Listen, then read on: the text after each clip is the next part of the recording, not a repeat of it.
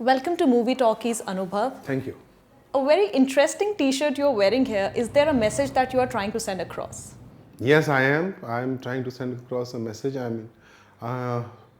Diwali weekend when Dil Hai Mushkil and Shivai released, I had a friend of mine who showed me on Friday night, Dil Hai Mushkil was available on the internet. And that really scared me because a film of that size can be available on the net on a Friday. It's very scary, and for a small film like ours with newcomers.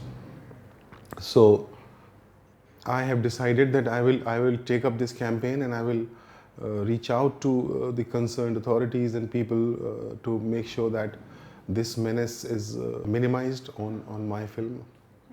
I'm very concerned about it. So what measures are you taking to reduce piracy for your film? See, there's a lot of platforms where where the films get available. So I'm going to, I'm still looking into it, what all we should and can do. And more than that, it is important that the consumer is made aware that it's probably not the best thing to do. It's not the best way to watch films.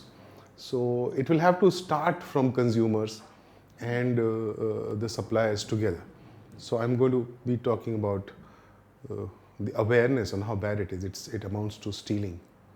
And most people who watch films, pirated films, they would otherwise not steal. But somehow they find it okay to watch pirated films, and I'm hoping that I will be able to reach out to them. So coming to Tumbin 2, you marked your directorial debut with Tumbin 15 years ago. How special is Tumbin 2 for you? It's very special for a whole lot of reasons. One, it was my first film 15 years back, so there are so many memories attached to it. And after Tumbin, I have mostly made films which were technically very savvy. So whether it was Das or it was Ravan, they were technically savvy films. So I'm back to emotions, and I'm back to romance, and I'm back to pure storytelling. So that way it is very special to me. So the film's release is just around the corner. What is your present state of mind? There's so much work that you don't. Right now, I'm not getting any time to get anxious or worried or pressurized. I'm just working on deadlines. I have to deliver the film for the overseas market. I have to deliver the film for the domestic market. I have to finish the mixing. There's one part where I don't like one effect. I have to change it. And there's one shot that needs better color correction. So right now, the priorities are not around pressure or anxiety. They are about hectic and also promoting. So promos have to go out, and the censor has to be done, and stuff like that. So why did you decide to come up with Tumbin 2? Why not a fresh story altogether? Because there was a very, very popular demand to do Tumbin 2. Actually, Tumbin 2 is being made only because of the demand from the audience. Ever since Facebook and Twitter started, I have been receiving requests to do Tumbin 2 every single day. And it made sense because after having done, like I said, technically savvy films, I wanted to do a film which centered around emotions and relationships and love and romance. So we could put 2 and 2 together, and it became Tumbin 2. So why did it take so long to come up with a sequel? It's been more than a decade now. So first of all, it's not a sequel. Okay. It's a franchise. The story does not move forward from the previous film, and the characters are not the same. There's no character that's carried forward. It took so long because when Tumbin 1 released, we got just about a week in the theaters because there were very few theaters in the country at that point, and there were too many films, big films that had released before us, with us, and after us. So there weren't enough theaters. So we enjoyed the success and adulation that we got, and we moved on. We did not even think about the possibility of a franchise, and that was not the time when franchises were being made. And then the love and adulation continued. for the next 10 years, people would come and tell me that that's your best film till date, that's your best film till date. And like I said, in 2010-11, when I had the opportunity and a platform to talk to the audience directly, that's when they started telling me directly that to make Tumbin 2. So it is actually around 2011 when a serious conversation about Tumbin 2 started. And that is also the time when Bollywood was making franchises and sequels. So that's when Bhushan and I started discussing this. And then I had to sit down and figure out a story, and then the whole routine hard work that went into it. How did the germ of this idea come to you?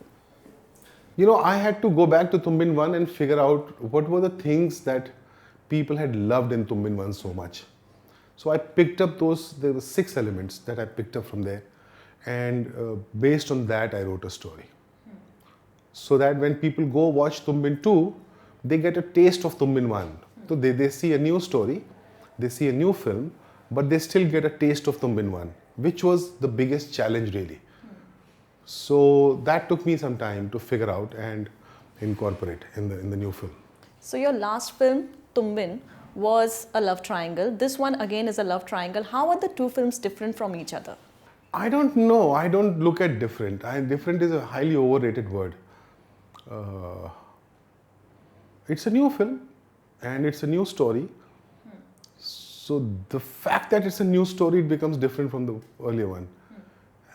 In fact, the more pertinent question probably is that how are the two films similar? And that is something that you'll have to see the film and figure out that how have you made another love story which will still give us the taste of Tumbin 1. That is a more important question to me. And like I said, I picked up 6 generic elements from Tumbin 1 and I incorporated that in Tumbin 2.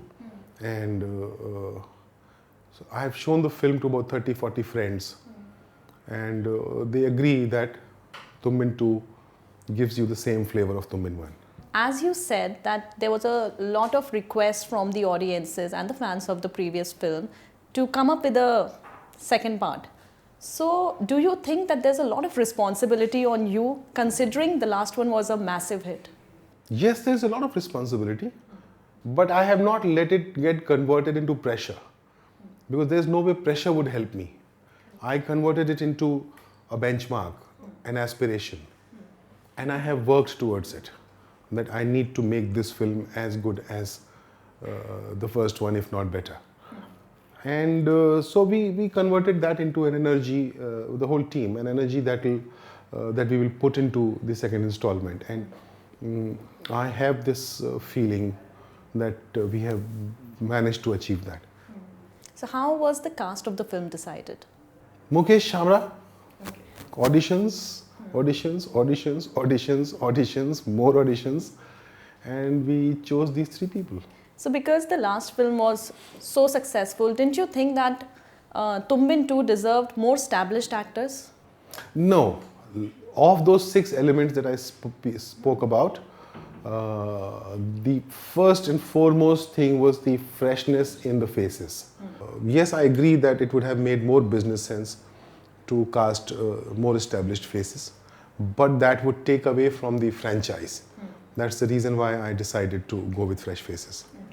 So how was it working with these 3 youngsters?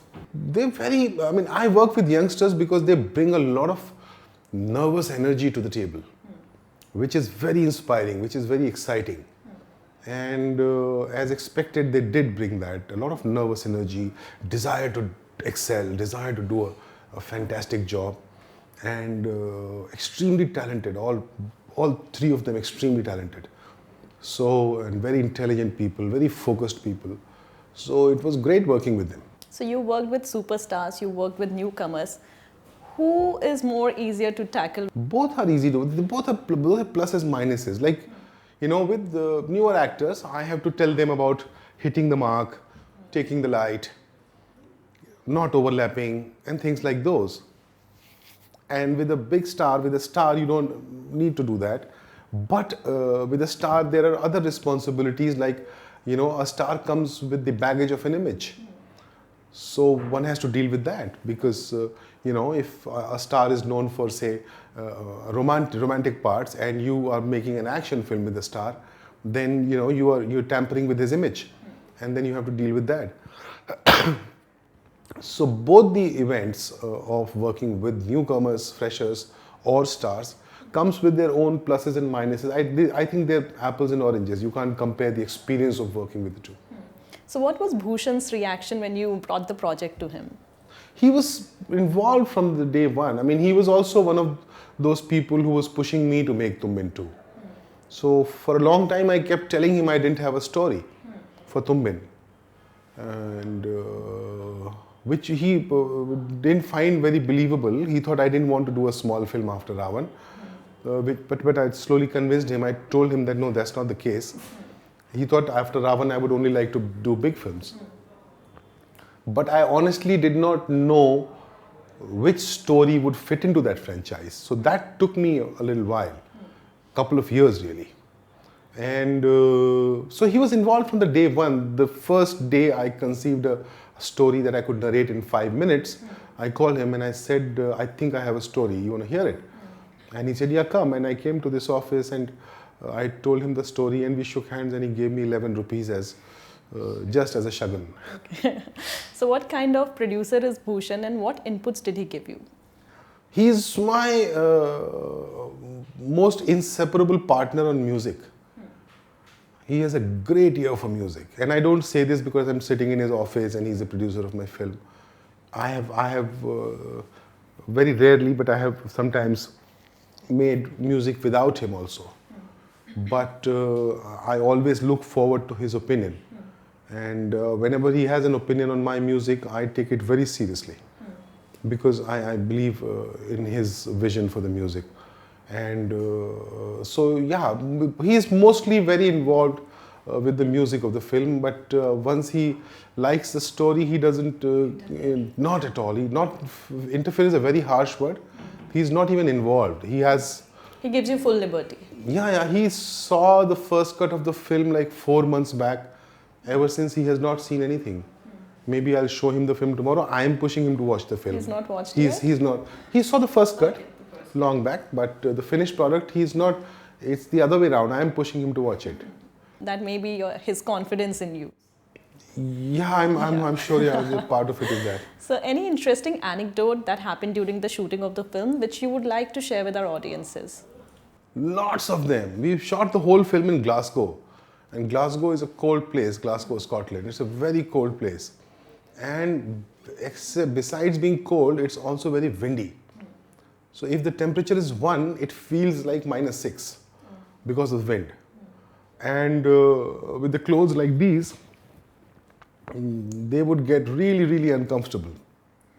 And I don't remember a single day where they would not get a firing from me on feeling cold, which today when I look back and I think that it was cruel of me to have shouted at them for feeling cold.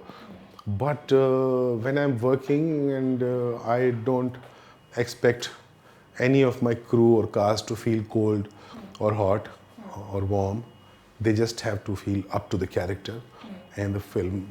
So that way I was cruel to them all the while that I made the film, all the actors. Did you ask the lead cast to watch Tumbin before they started shooting for the movie? Most of them had seen it before. Yeah, but it was a long time ago. So yeah. Did they watch it again? Yeah, they did. Neha, I today read in an interview that I gave her the DVD to watch it, but she didn't watch it because she didn't want to... get influenced. Yeah, get influenced. And the other 2 actors? I think they watched it unless I don't know. Biopics are the flavor of the season. Are you planning to come up with a biopic anytime soon, or if you get a chance, who is that one person you would want to make a biopic on? I am very interested in biopics. I love to watch people's biopics, but honestly, I have never looked at biopics in that light where I would be making one. So honestly, at this point, I would not have a name to answer your question. But I'm not against the idea of making one. I'm all for it actually. But I need to get inspired by somebody so much that I want to make a film. You've made different kind of films all through your career. Now, is there any genre which you would want to explore? A lot. I've only just begun. I've only made 7 films in 15 years. So now I'm going to be making a lot more films and a lot more genres. By the end of my career, I will know which genre I liked the most. So what next after Tumbin? I have no idea. There are quite a few stories and scripts that I have worked on. But like I said, right now the mind is so occupied with what needs to be done in the next half an hour that I'm not looking that far ahead right now. I'm right now very short-sighted. So there were talks about you coming up with Ravan 2. What's happening on that front? I have answered that too many times. Shah Rukh has answered that too many times. That both of us want to make it, but we don't have an answer when, how. Well, to begin with, one will have to have a story that's exciting enough, and then we'll get cracking. But right now, it's only a desire. Which may soon be a possibility. Yeah, it can be a possibility whenever one has a story or a script. Okay, so tell our audiences quickly why they should watch Tumbin 2. They should watch Tumbin 2 because it's a pure love story, and Bollywood has not made many pure love stories in a long time. This film is all about love. It's all about how and what love is, and it deals with that quintessential aspirational love that everyone's looking for in his girl or in his boy. So it's the best film to take your girlfriend to or take your boyfriend to, and it's the best film to go watch with your family because it's such a clean film that you'll not have to look away once. It deals with your emotions and nothing out of this world. So it was great talking to you, Anubhav. I wish you all the best for Tumbin 2. Thank you so much.